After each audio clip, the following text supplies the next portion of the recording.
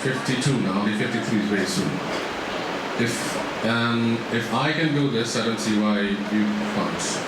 So time is really not a factor. It's never too late, but there's no harm in starting early. So if I took a lot of time myself to figure out what I want to do in life, but if you can make the decision earlier, it's never too late. Is really what I'd like to say. So even if you can't do it today and you have some other things, pressing matters that take your time, well, then do it tomorrow. But keep at it. And plus, as I was saying earlier, the times we live in today, the times you live in today, the times I live in today, are different from the times that I lived in when I was your age, which is about 150 years ago. At that time, I remember I used to live in Delhi and I used to go to meet friends. We used to take 2 buses and then get to his house and find that he's not there and then come back. There were no mobile telephones, there was no internet, there was no, nothing of the kind that we're so used to. Now if you want to know something, just Google it. Of course, you have to make sure that what you find there is you need to probably corroborate it. You can't take everything for granted on the internet, but you do have access to a whole lot of information. And it would be a shame if you didn't make use of that. And plus, so many other things that we used to have to actually ferret out and find out with a great deal of effort and pain is something that you could find. What I mean is courses or competitions, or there are actually groups also that do this sort of thing. So there's so many support groups, and there's so many things that are available to you that was not available to people even 10 years ago. There's every reason why you should actually pursue this, if you wish to pursue it. Nobody can make you pursue it, but if you feel that it is something you wish to pursue, then you just go for it. Yeah, and as I was saying, I think that sometimes things don't always happen in a linear fashion. They don't come straight at you. They come from the side or from different angles. Listen.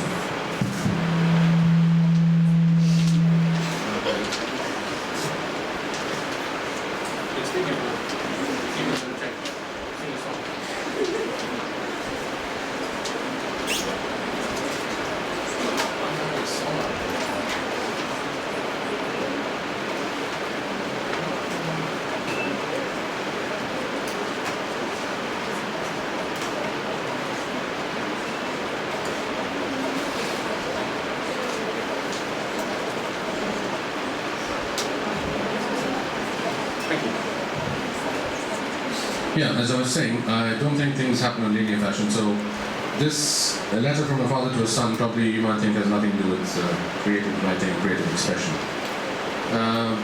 But I think it might have a message in it. So I'll tell you what it is. It's in November 1958, John Steinbeck, the renowned author of most notably Grapes of Wrath, East of Eden, and Of Mice and Men. Have you heard of John Steinbeck? He is an American writer. Okay, doesn't matter. You can live with that. In November 1958, John Steinbeck received a letter from his eldest son, Tom, who was attending boarding school. In it, the teenager spoke of Susan, a young girl with whom he believed he had fallen in love. Steinbeck replied the same day. And now we have a letter from John Steinbeck to his son, Tom. Dear Tom, we had your letter this morning. I will answer it from my point of view, and of course Elaine will from hers. That's obviously his wife and the boy's mother. First, if you are in love, that's a good thing. That's about the best thing that can happen to anyone. Don't let anyone make it small or light to you. Second, there are several kinds of love. One is a selfish, mean, grasping, egotistical thing which uses love for self-importance. This is the ugly and crippling kind. The other is an outpouring of everything good in you, of kindness and consideration and respect. Not only the social respect of manners, but the greater respect which is recognition of another person as unique and valuable. The first kind can make you sick and small and weak, but the second can release in you strength and courage and goodness and even wisdom you didn't know you had. You say this is not puppy love. If you feel so deeply, of course it isn't puppy love. But I don't think you are asking me what you feel. You know better than anyone. What you wanted me to help you with is what to do about it. And that I can tell you. Glory in it for one thing, and be very glad and grateful for it. The object of love is the best and most beautiful. Try to live up to it. If you love someone, there is no possible harm in saying so. Only you must remember that some people are very shy, and sometimes the saying must take that shyness into consideration.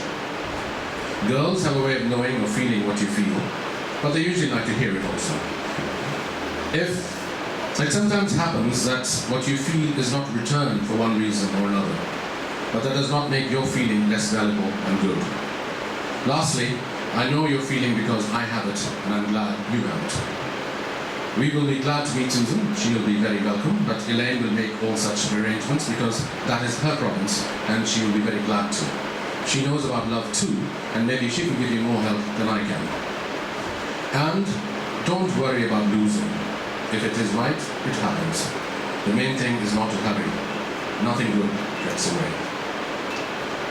And that's what I like to say to you now. As I said before, it is this thing about creative writing. It's a passion. It's not something that is cold and it's objectively used. It's something in you that wants to find expression.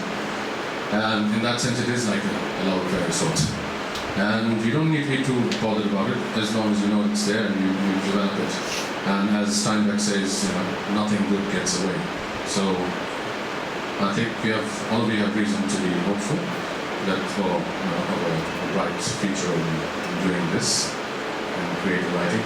And as I said, the times are such that you have so many things working in your favor, and it's really up to you. So it's out there for you to go and get, and all you have to do is go out and get it.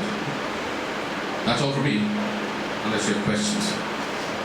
Do you have questions? I don't see any questions. There's some story, okay? I'll take my time. In the meantime, I'll probably have a bath or something.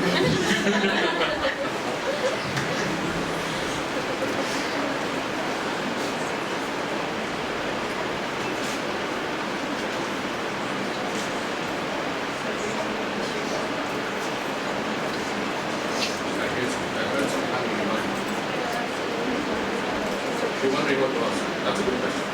What should you ask? What are you interested in? Are you interested in that? Are you an aspiring writer? You like writing? You like what? You do a blog. Mm-hmm. So you kind of get everybody dose of your feelings of the day. You answer it a monthly basis. And how much? What do you say? What do you talk about? When was your last one? Last month. It is May. Do we live in a different time zone from? I thought last month was July. July. So you have been sleeping for some time. You forgot the month. And what did you say in the last one?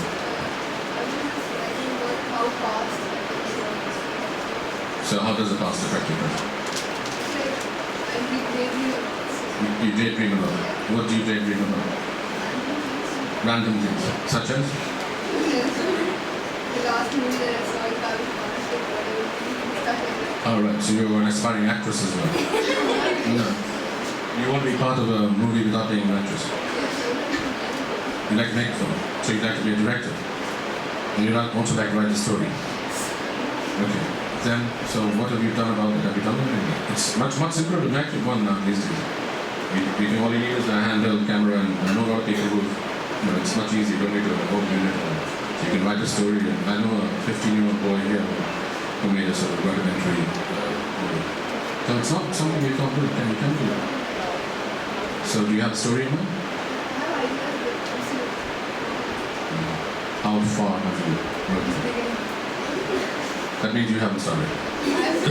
Yeah, starting is the easy part. I've started, as I mentioned, I've started many things. Finishing it is a difficult part. So you can start as many as you like. But yeah, good luck for that. And that's all you speak about in your blog?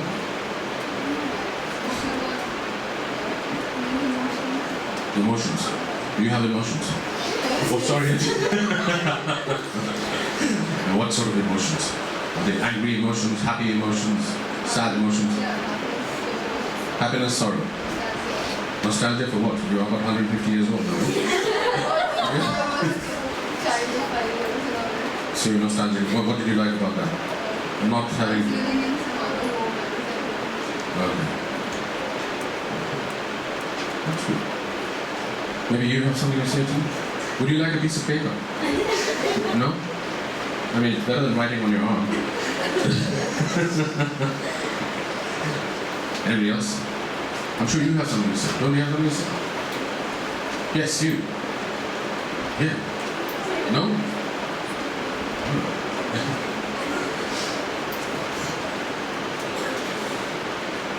So you've not heard anything I said, I suppose. You did hear what I said. And you thought it was totally pointless. It was clear. So clear that you have nothing more to ask about. No, it's crystal clear. Oh my God, I should make this a profession.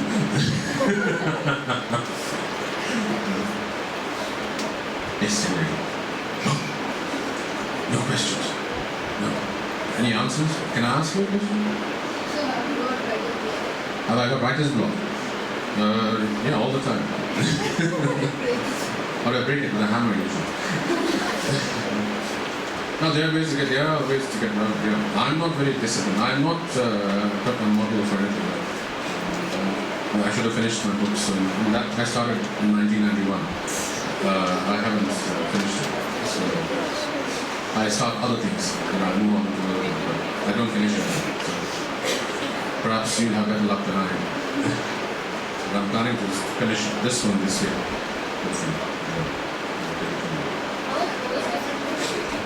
How is prose different from poetry? Well, you tell me, you're the ones who are learning it here. So what you like was those long sentences. Yeah, poetry is a more sort of restricted form. It's more of a, of course, it's blank verse, but there's a sort of poetic form to it.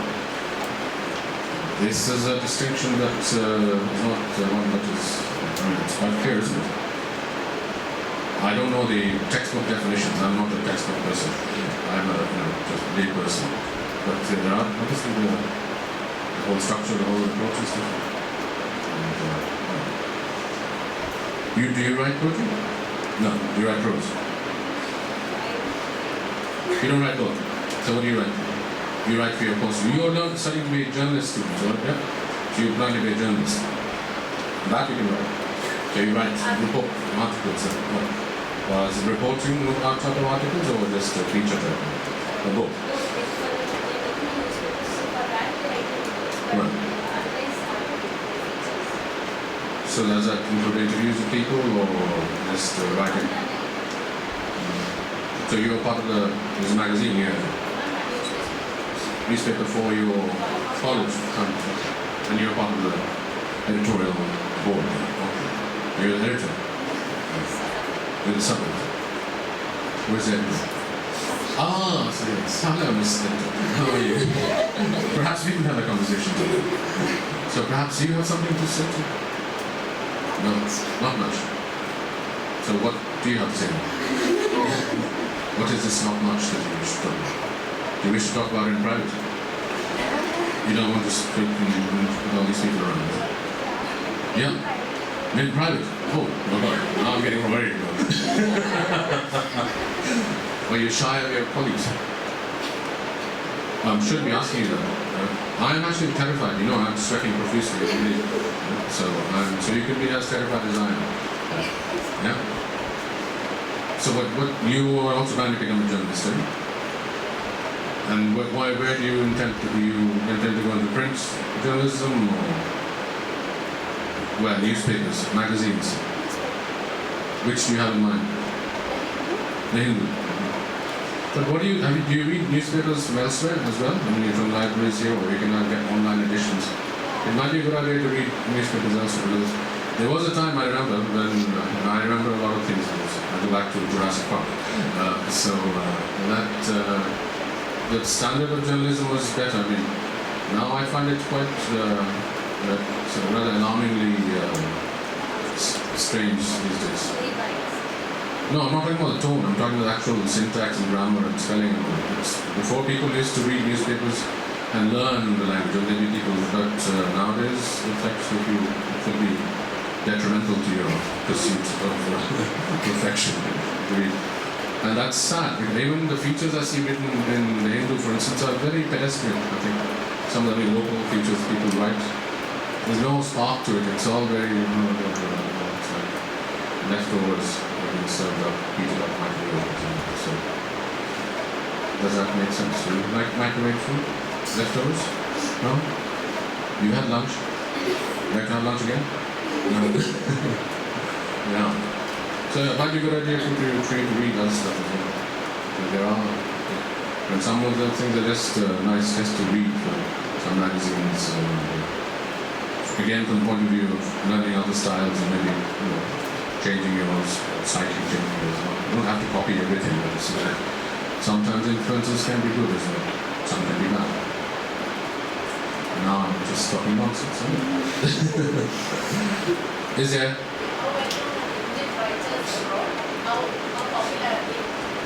Abroad where? I can only speak for Dubai. Yeah. Well, Dubai actually has now, for the last 6 years, it's had a literary festival called the Emirates International Literary Festival, which attracts quite a few people from different parts of the world.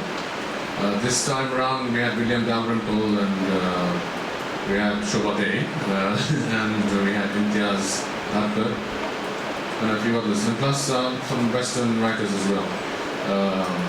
There was Simon Armitage, who's a poet from England. We had a poetry session as well. There was Jeet Tayal had come from India. He has written a book now, of course, not the poets.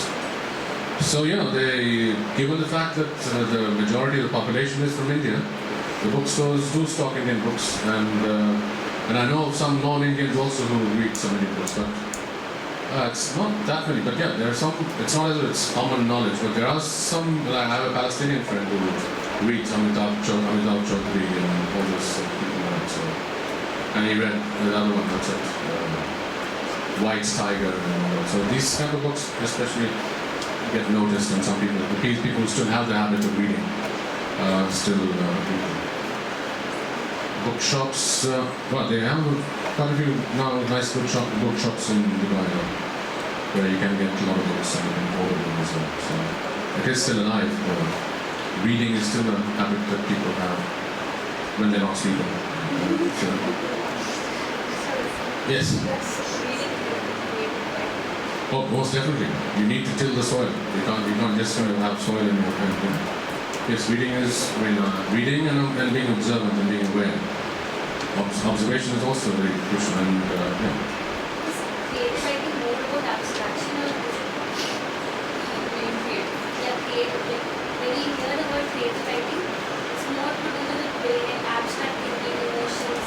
Is it more factual? Can it be factual? it can be based on that. Yeah. But yes, I suppose that is a textbook definition, isn't it? About bringing the emotions to play. Whereas in your journalistic writing, you'll probably keep it. You have to be sort of more objective.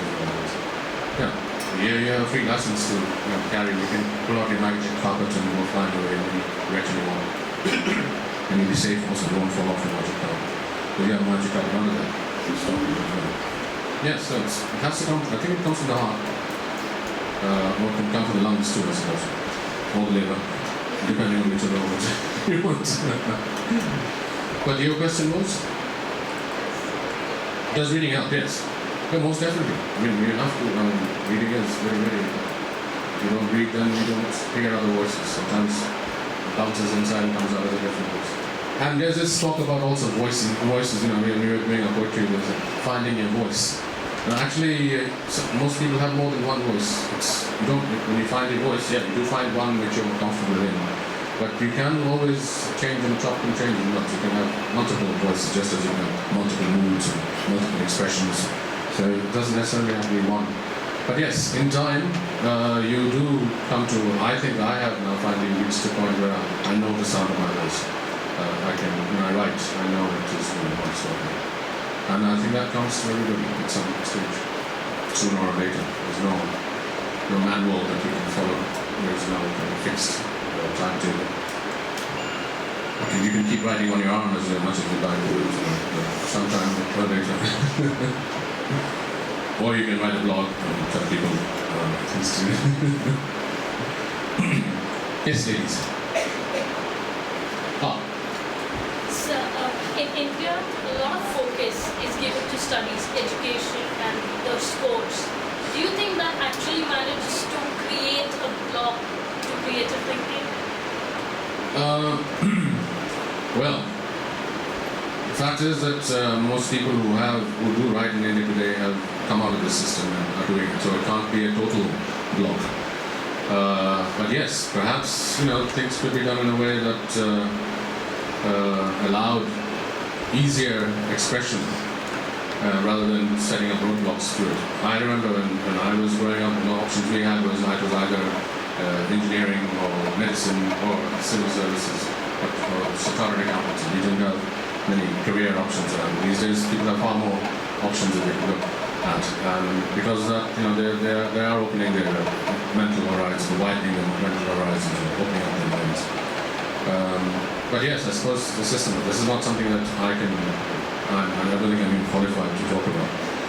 But as a layperson, yes, I do believe that the education system could do with some changes. But the fact that even these things are happening is not a bad sign. At least it's acknowledged that you could look elsewhere. Because for instance, I have no academic credentials to be standing here and speaking to. I'm just a layperson who happens to live in the world outside and just come to share some experience with you. Now that, in my time, I don't think this would have happened. So, yeah, maybe there could be. But it's, as we said in the beginning, it's really all up to you. I mean, you don't necessarily have to wait for the system or for somebody to do it for you. Once you feel you can do it or you wish to do it, and as we said before, the opportunities and the access is far, far easier, or far more opportunities and far easier access than it ever was. So it's really up to you. If you don't do it, there's no one to blame but yourself. So, yeah, do it yourself. Even if you're shy about it.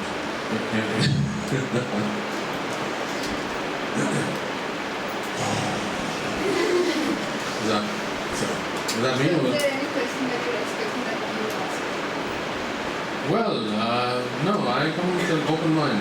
I wanted to know whether there's anything. I was told you might be interested in the course I went for, or whether what sort of writing things you can do. No, well, I don't know. I don't know your minds. In fact, that's what I came to find out. I want to know what people of your age think. Because it gives me raw material, so I can use it.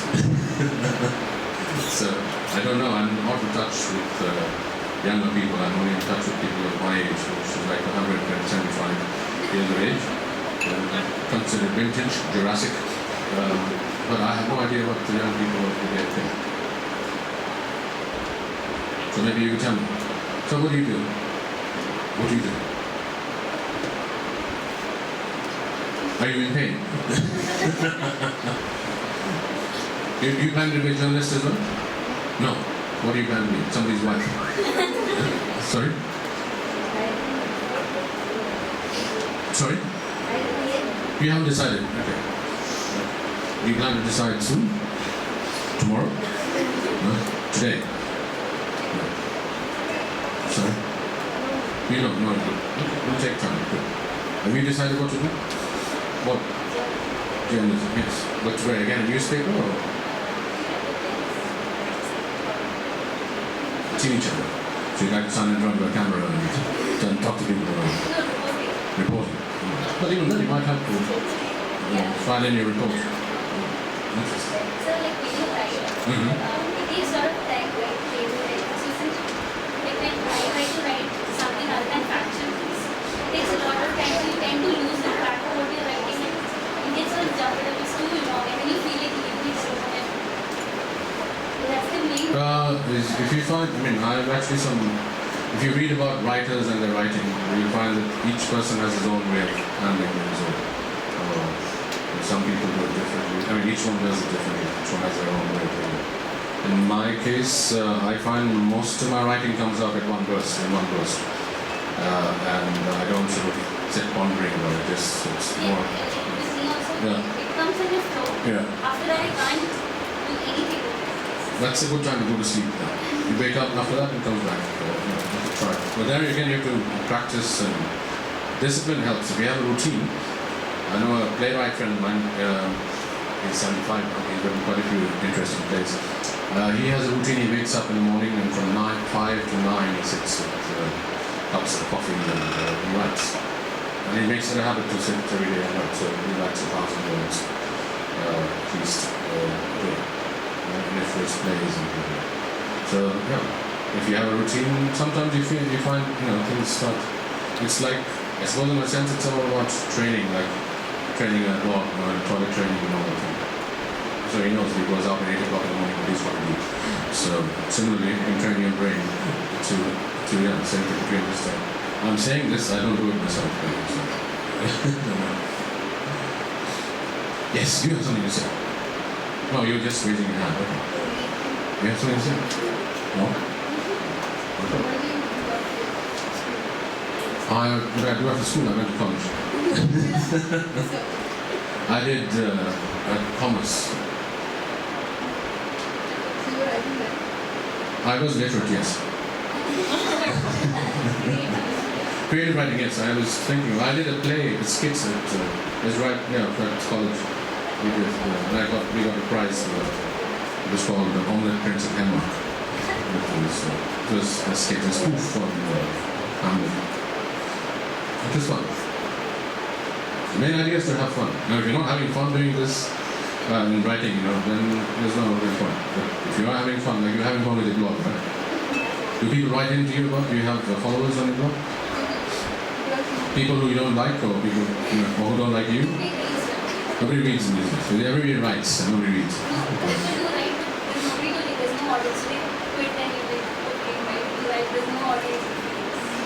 But you still have more of an audience than people who had before. I personally found that I was a very reluctant late entrant into Facebook. But once I did, I found that the encouragement I had from friends, and I have a lot of friends I've never met. Most of my friends are people I've not met. But through these photography and other painting, these groups that are formed. So the encouragement I get from such people has actually encouraged me to do more and try to perfect what I do more. It sounds quite silly that Facebook has such benefits, but it does. So peer recognition, peer acknowledgement, peer approval does go to you to do more. So I become fairly prolific. I write stuff. But each of us has its own way of our own objectives. Yes, you got something. It's going to explode. Please don't let it out. Let it out. What? His or her. I have to. Are there any other genders here that I should be aware of? You're not certain. No, I have to be careful because this is, political correctness is the order of the day.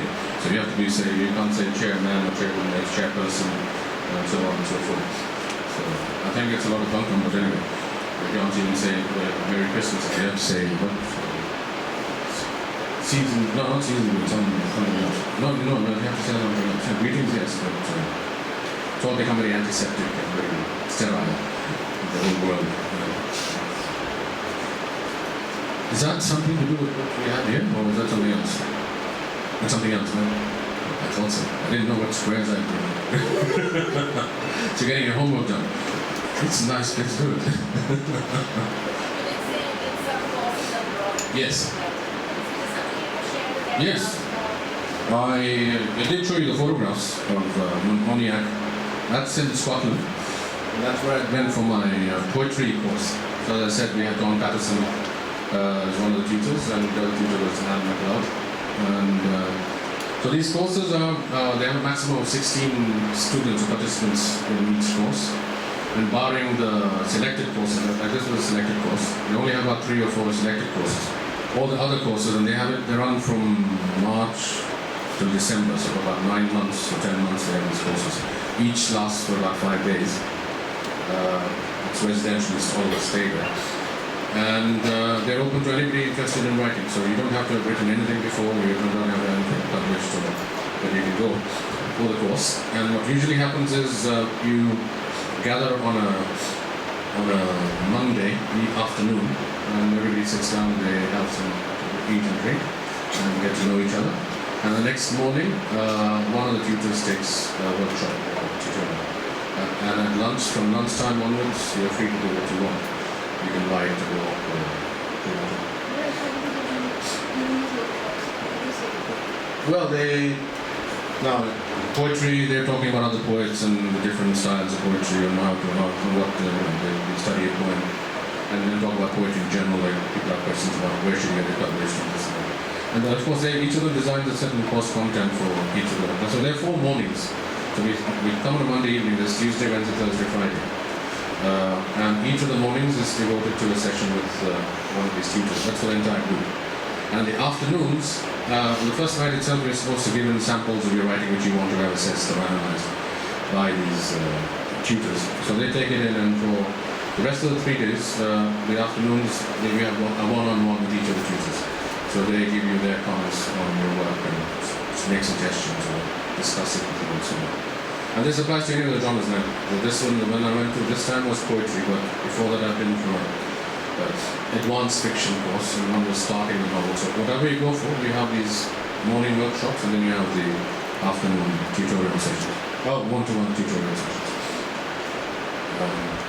And yes, also this groups of 16 are broken down into, the group of 16, the total 16 group is broken down into 4 groups of 4 members each. And for the following day, barring the first day, the other days, dinner is cooked by each of these 4 groups. So that's another bonding experience. It's very, very simple. All the ingredients are provided, the recipes are provided. You just have to go and do it.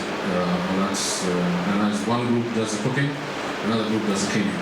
Washing, because they have dishwashers and all that. You still have to grab all the plates and everything. That's also an interesting thing. So it's very informal, and the tutors also are with you. And the evenings, after the evening meal is usually between 7 and 8. So after the evening meal, you sit. The first night, I think we had set readings by each of the tutors of their work. On Wednesday, there's a guest speaker from the same sort of genre who comes and does some reading.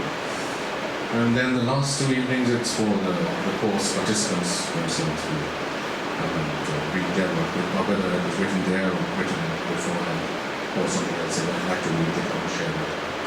And the last night, which is a Friday night, we all have a party and get around. No, don't have to.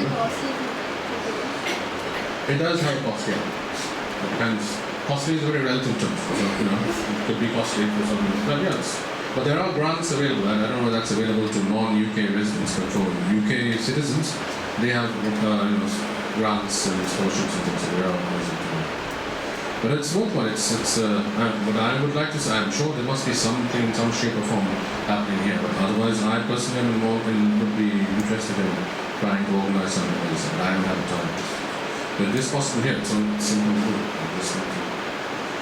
And I've spoken to people that they'll be happy to come and take courses here. So for them, it will be an exotic some journey into wild. So if you show them a scorpion or 2 or an elephant tusk, they go back singing songs for the rest of the night. So I think I am speaking too fast. Do I speak too fast? It's okay. Good. Yes. So how did you apply for one of these? How do you apply? You can go to the website, Arbon, it's ARBON, Arbon Courses, and but when I first applied, that was in 1999, that was long before the internet, because I wrote to them, got a brochure, and then I sent a fax to them. So those were the days of faxes. Faxes, short-lived fax, it had a very short life in the fax. Now it doesn't exist. But it's worth taking a look. Right.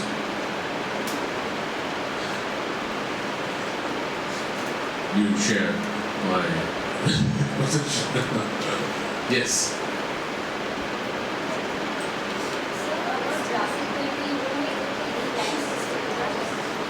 Yeah,